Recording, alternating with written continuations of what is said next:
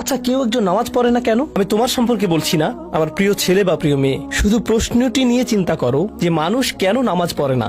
এর অনেকগুলো উত্তর থাকতে পারে, আর এই প্রশ্নের উত্তর আল্লাহর কাছেও আছে। উত্তরটা খুবই ভয়ঙ্কর। এই উত্তরটি আমি খুতবার শুরুতে পড়েছি।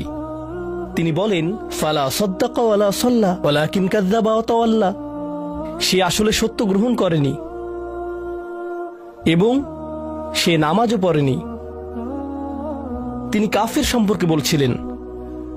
তিনি দুইটা জিনিস বলেছেন, এই লোকটি সত্য গ্রহণ করেনি এবং নামাজও পড়েনি। কথাটা ভাবনার উদ্রেক করে। যদি বলা হয় সে সত্য গ্রহণ করেনি, আমার আশা হলো তিনি বলবেন লা সাদ্দাকা ওয়ালা আমানা, কিন্তু তিনি বলছেন লা সাল্লা। এর মানে হলো আল্লাহর সত্য গ্রহণ করার ব্যাপারে তোমার অন্তরে কিছু একটা মিসিং আছে।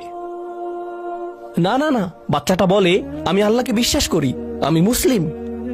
হ্যাঁ, তুমি এখানে মুসলিম, তোমার মাথায়।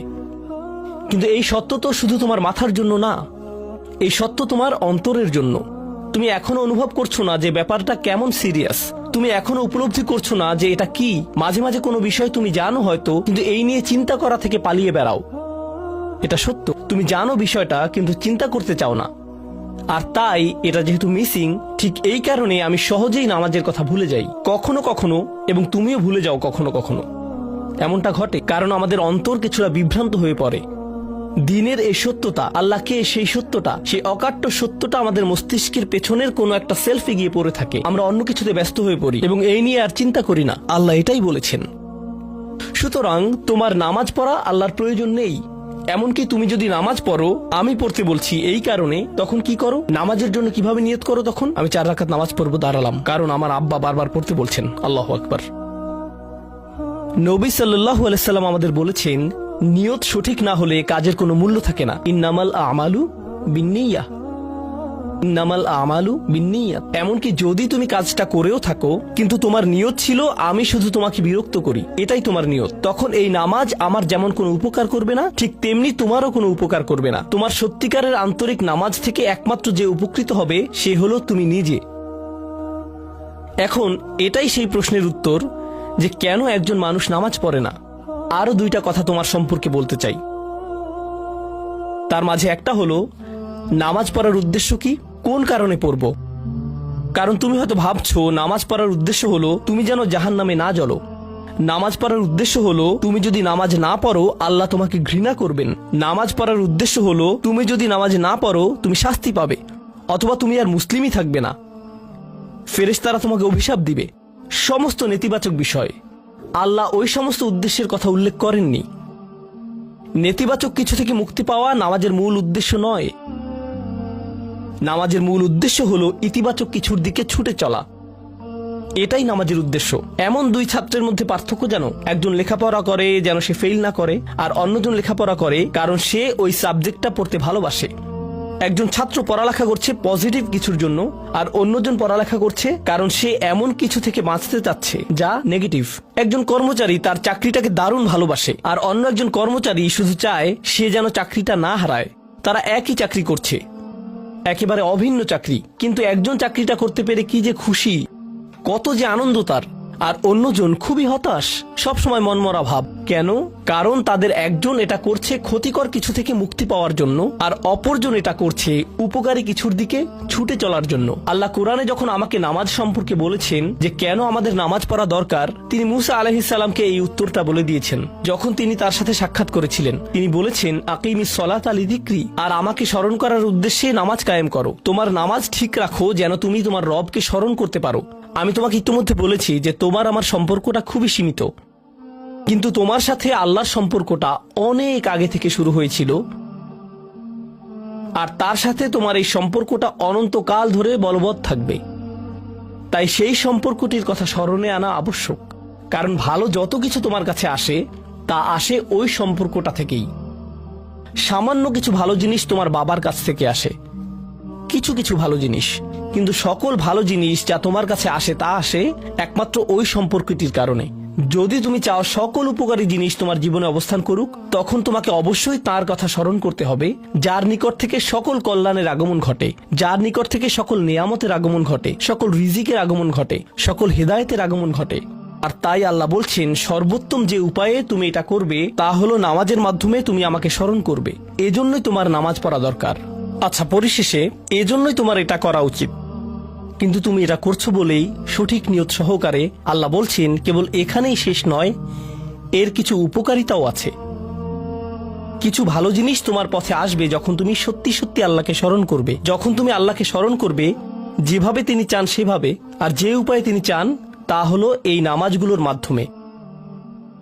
তুমি যদি এটা করতে পারো, আল্লাহ বলছেন, ইন্না সলাতা তানহা আনিল ফাহশা ওয়াল মুনকার। এমনকি এই আয়াতেও ওয়ালা যিকরুল্লাহি আকবার, তিনি বলছেন নামাজের মধ্যে এই উপকারটি আছে যে এটা তোমাকে অশ্লীলতায় পড়ে যাওয়া থেকে রক্ষা করবে। কারণ অশ্লীলতা তোমার চারপাশে বিরাজমান, আর আমি প্রিয় পুত্র তোমাকে এটার সম্মুখীন হওয়া থেকে রক্ষা করতে পারবো না। অশ্লীলতা তোমার ফোনে, অশ্লীলতা তোমার স্কুলে, অশ্লীলতা তোমার বন্ধুদের মাঝে, অশ্লীলতা ঈদের অনুষ্ঠানে, যখন কোনো কর্নারে গিয়ে বন্ধুদের সাথে আড্ডা দাও, অশ্লীলতার উপস্থিতি তুমি সর্বত্র দেখতে পাবে। প্রতিবার যখনই তুমি অশ্লীলতার দিকে এগিয়ে যাবে, তোমার অন্তর ক্ষতিগ্রস্ত হয়ে পড়বে। আর আল্লাহ বলছেন, যদি তুমি এই নামাজগুলো আদায়ে যত্নবান হও, এগুলো তোমাকে অশ্লীলতার করাল গ্রাস থেকে রক্ষা করবে। একবার যদি তুমি অশ্লীলতায় ডুবে যাও, তখন তুমি হয়ে পড়বে যেমন তুমি যদি দূষিত বাতাসে নিঃশ্বাস নাও, প্রথম প্রথম তোমার কাশি আসবে, কিন্তু যদি এতে বেশিক্ষণ অবস্থান করো, একসময় এতে তুমি অভ্যস্ত হয়ে পড়বে। অশ্লীলতাও ঠিক এরকম। এতে আকণ্ঠ নিমজ্জিত থাকলে একসময় এটাকে আর বড় অপরাধ বলে মনে হবে না। নিজেকে এর থেকে রক্ষা করার কোনো গরজ অনুভব করবে না আর, কারণ তোমার প্রতিরোধ ব্যবস্থা দূষিত হয়ে গেছে। এরপর তুমি এমনকি আরো বিষাক্ত আচরণের জন্য প্রস্তুত হয়ে যাবে, এমনকি আরো জঘন্য বিষয় ওয়াল মুনকার, এমনকি আরো ঘৃণ্য কাজও তোমার দ্বারা সম্পন্ন হয়ে যেতে পারে। অধপতনের অতল গহ্বরে হারিয়ে যাওয়া থেকে এই নামাজগুলো তোমাকে রক্ষা করবে। এই জন্যই তোমার নামাজ পড়া দরকার। এই সমস্ত কারণেই তোমার নামাজ পড়া প্রয়োজন। আমি বলেছি এই জন্য না। এই সমগ্র ভ্রমণের শেষে সিদ্ধান্তটা সম্পূর্ণরূপে তোমার। কারণ আল্লাহ হয়তো আগামীকালই আমাকে নিয়ে যেতে পারেন, আল্লাহ হয়তো আমাকে 1 বছরের মধ্যেই নিয়ে যেতে পারেন। তোমার এবং আমার মাঝে যে এই সম্পর্কটা বর্তমানে আছে, এমনকি যদি আমরা 100 বছরও বাঁচি, আমরা এর চেয়ে বেশি বাঁচতে পারবো না। একটা সময় আছে যখন এর সমাপ্তি ঘটবে। কিন্তু ওই সম্পর্কটি, তুমি যদি সত্যিই ওই সম্পর্কটি সম্মান করতে চাও, নামাজ পড়ো। তোমার প্রতি এটাই আমার উপদেশ। এখন আমি পিতামাতার উদ্দেশ্যে কথা বলবো। এটা হবে ছোট্ট একটা রিমাইন্ডার আমার জন্য এবং আমাদের সবার জন্য, আমাদের পিতামাতাদের জন্য। সন্তানাদি আল্লাহ প্রদত্ত একটা নিয়ামত। তাদেরকে এজন্য দেওয়া হয়নি যেন আমরা তাদের নিয়ন্ত্রণ করতে পারি। যত বেশি আমরা তাদেরকে নিয়ন্ত্রণ করতে চাইব, তত বেশি হতাশ হব সকল অবস্থাতেই। আমি দেখেছি এমনটা, বিশেষ করে যে পরিবারগুলো তাদের সন্তানদের দিনের সুরক্ষা করতে চায়, তারা যত বেশি সন্তানদের উপর জোর করে দিন চাপিয়ে দিতে চায়, তত বেশি ওই ছেলেমেয়েগুলো অদ্ভুত সব উপায়ে বিদ্রোহ প্রকাশ করে। কারণ যে বিষয়টা আল্লাহ চান আপনি তাদেরকে প্রদান করুন, আপনার ছেলে মেয়েদের কাছে আপনার যে সুযোগ আছে সেটা তাদেরকে আপনার আদেশ নিষেধ মানতে বাধ্য করার জন্য নয়। সুযোগটা এই জন্য দেয়া হয়েছে যেন আপনি তাদেরকে এমন সব বিষয়ে চিন্তা করাতে পারেন যা শুধু আপনার পক্ষেই চিন্তা করানো সম্ভব। তাদেরকে এমন সব বিষয়ে পছন্দ করাতে পারেন যা শুধু আপনার পক্ষেই পছন্দ করানো সম্ভব। আপনার বাচ্চাটা বাস্কেটবল পছন্দ করে কারণ সে আপনাকে বাস্কেটবল খেলতে দেখেছে। সে প্লে স্টেশন পছন্দ করে কারণ সে তার বাবাকে প্লে স্টেশনে খেলতে দেখেছে। এভাবে আপনি বাচ্চাটার অন্তরে কোনো কিছুর জন্য ভালোবাসা তৈরি করে দিতে পারেন, কারণ আপনি যেরকম, আপনার পক্ষে এটা করা সম্ভব। আর যখন বাচ্চাদেরকে বলতে থাকেন তোমার হোমওয়ার্ক করো, তোমার হোমওয়ার্ক করো, আপনার সন্তানের বয়স যখন 40 হবে, সে তখন বলবে না আমি হোমওয়ার্ক ভালোবাসি, কিন্তু 40 বছর বয়সেও সে বলবে আমি বাস্কেটবল ভালোবাসি, আমার বাবা সবসময় বাস্কেটবল খেলতেন। আপনি যা ভালোবাসেন তা ট্রান্সফার হয়ে তার কাছে চলে যায়, আর যা করতে বলেন তা প্রত্যাখ্যাত হয়ে যায়। এমনটি আপনার ক্ষেত্রেও ঘটেছিল। আপনার ছেলে মেয়েদের কথা ভুলে যান, আপনার নিজের বাস্তবতাও এটাই।